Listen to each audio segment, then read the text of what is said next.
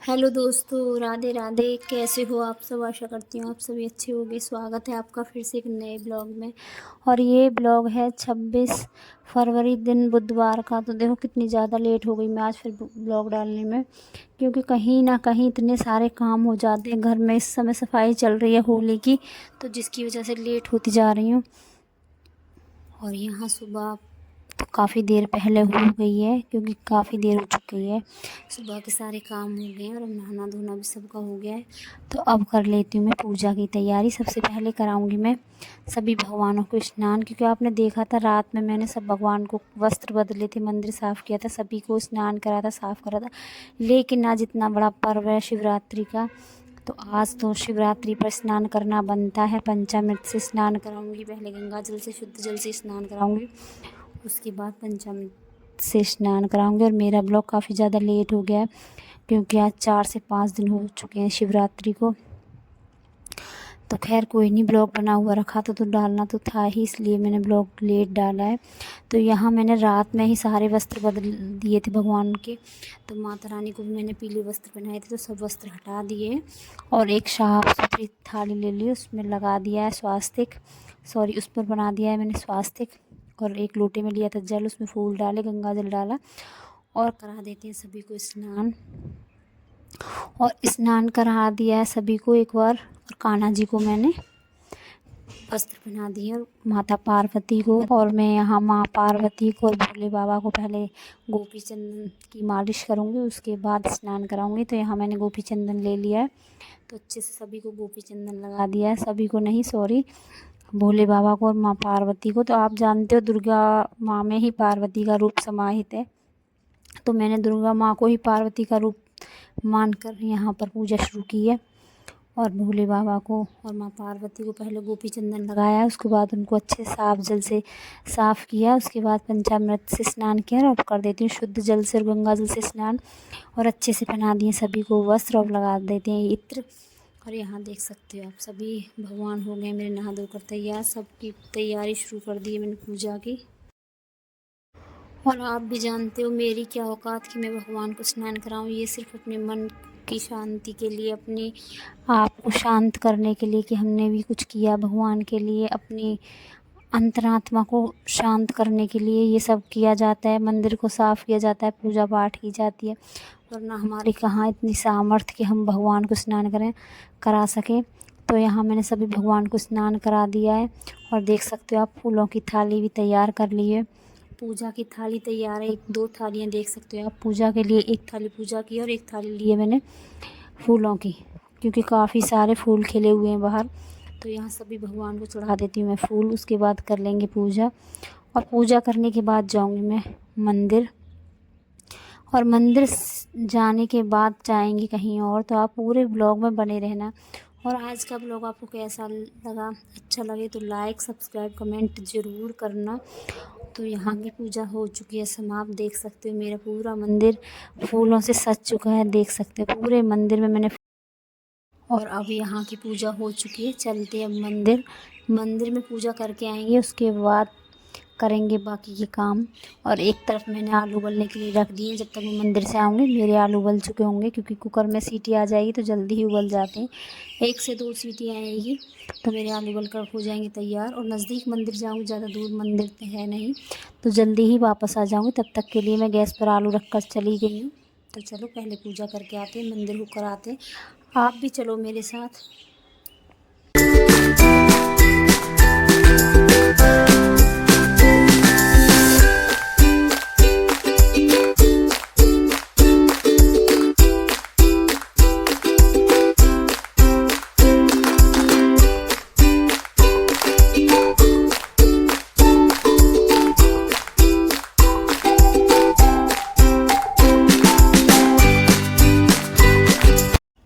तो आज तो सुबह से ही कावड़ चढ़ रही हैं, पूजा प्रसाद चढ़ रहा है। आप भी जानते हो कि शिवरात्रि पर लोग कावड़ लेकर आते हैं, तो वो कावड़ का जो जल होता है वो भोलेनाथ पर चढ़ाया जाता है गांव के मंदिर पर। तो यहाँ गांव के मंदिर में ही लोग भगवान को जल से स्नान करा कर जा चुके हैं। और यहाँ आप देख सकते हो बेलपत्र कितने ही लोग पूजा करके जा चुके हैं, क्योंकि मुझे तो काफ़ी समय हो गया। सुबह से ही लोगों की लाइन लगी हुई है पूजा करने के लिए। तो चलो यहाँ हमारी भी बारी आ गई और कर लेते हैं पूजा और मांग लेते हैं भगवान से अपनी गलतियों की क्षमा कि भगवान हमें क्षमा करें, क्योंकि हम इंसान इतनी ज़्यादा गलतियाँ कर बैठते हैं, जाने अनजाने पता नहीं कितनी ही गलतियाँ करते हैं, उसका तो भगवान को ही मालूम है। तो इसी बहाने हम अपनी गलतियों की माफ़ी भी मांग लेते हैं कि भगवान कहीं ना कहीं जो भी हमसे पाप हुए हमको क्षमा करें। तो चलो यहाँ भगवान की पूजा कर दी है मैंने।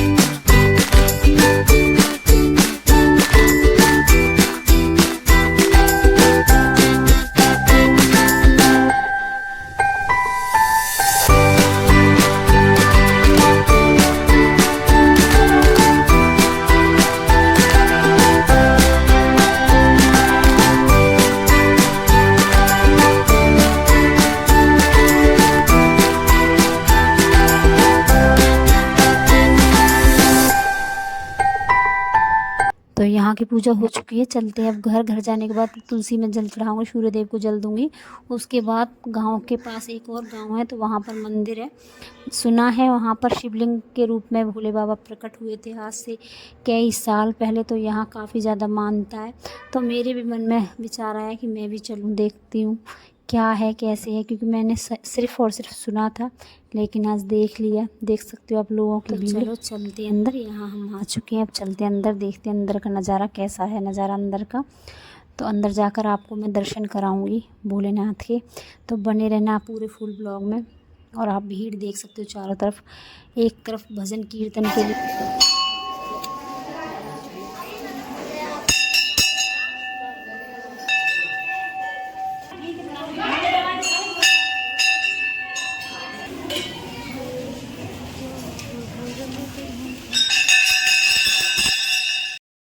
और यही है वो शिवलिंग। आपको मैं नज़दीक से दिखाने की कोशिश करूँगी, क्योंकि कैमरा मैन बनी हुई थी परी, तो परी से इतनी ज़्यादा कोशिश करने के बाद भी नहीं दिखा पा रही थी। एक तो भीड़ इतनी ज़्यादा थी, ऊपर से अंधेरा भी था, धूप बत्ती जल रही थी, दिए जल रहे थे, जिसकी वजह से कहीं ना कहीं धुआं जैसा हो ही जाता है धूप बत्ती की वजह से, जिसकी वजह से अच्छे से नहीं दिखाई दे रहा था शिवलिंग। और आप भीड़ देखकर अंदाज़ा से लगा सकते हो, चारों तरफ जयकारों की आवाज़ गूंज रही है। तो यहाँ चारों तरफ मंदिर ही मंदिर हैं, चारों तरफ भगवान की मूर्तियाँ विराजमान हैं। भगवान विष्णु लक्ष्मी माता की मूर्ति विराजमान है, राधा कृष्ण की मूर्ति है, गणेश जी की मूर्ति है, माँ दुर्गा का मंदिर है, हनुमान जी का मंदिर, मतलब सभी भगवानों की मूर्तियाँ विराजमान हैं यहाँ पर। और आप अंधेरा देख सकते हो, अंधेरा धुआं दोनों ही लगातार बने हुए हैं, जिसकी वजह से साफ कुछ नहीं नज़र आ रहा है। तो चलो मैं यहाँ पर पूजा कर लेती हूँ, उसके बाद चलते हैं बाहर। तो बाहर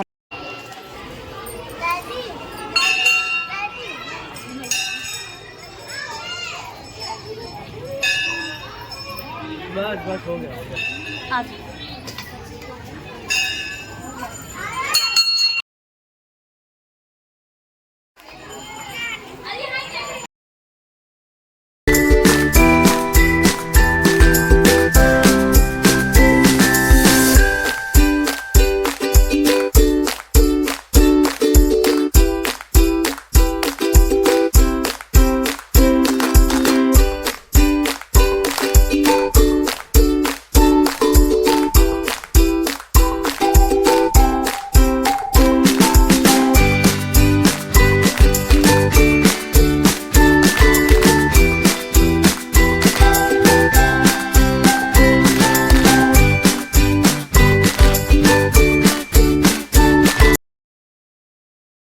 तो यहाँ मैंने अच्छे से सभी भगवानों के कर लिए हैं दर्शन। और आप देख सकते हो एक तरफ टेंट लगा हुआ है, जिसमें कि भजन कीर्तन चलेगा अभी कुछ देर बाद। और जिसको भी आराम करना हो वो भी आराम करने के लिए बैठ सकता है। चारों तरफ पेड़ों की छाया लगी हुई है। और कुछ लोग आ रहे हैं अभी जल चढ़ाने के लिए, और कुछ लोग जा रहे हैं जल चढ़ाकर। और आप देख सकते हो सभी के हाथों में डिब्बे लगे हुए हैं, क्योंकि इतनी दूर आना जल का लोटा लेकर नहीं आ सकते हैं, तो इसलिए साथ में बंद ढक्कन के डिब्बे लेकर ही चलना पड़ता है ताकि कोई कीड़ा उसमें ना गिरे। तो वहाँ की पूजा हो चुकी है समाप्त, और आ गए थे घर और यहाँ आकर भगवान को लगा दिया भोग। और आज का ब्लॉग अब मैं यहीं पर समाप्त करती हूँ, मिलते हैं अगले ब्लॉग।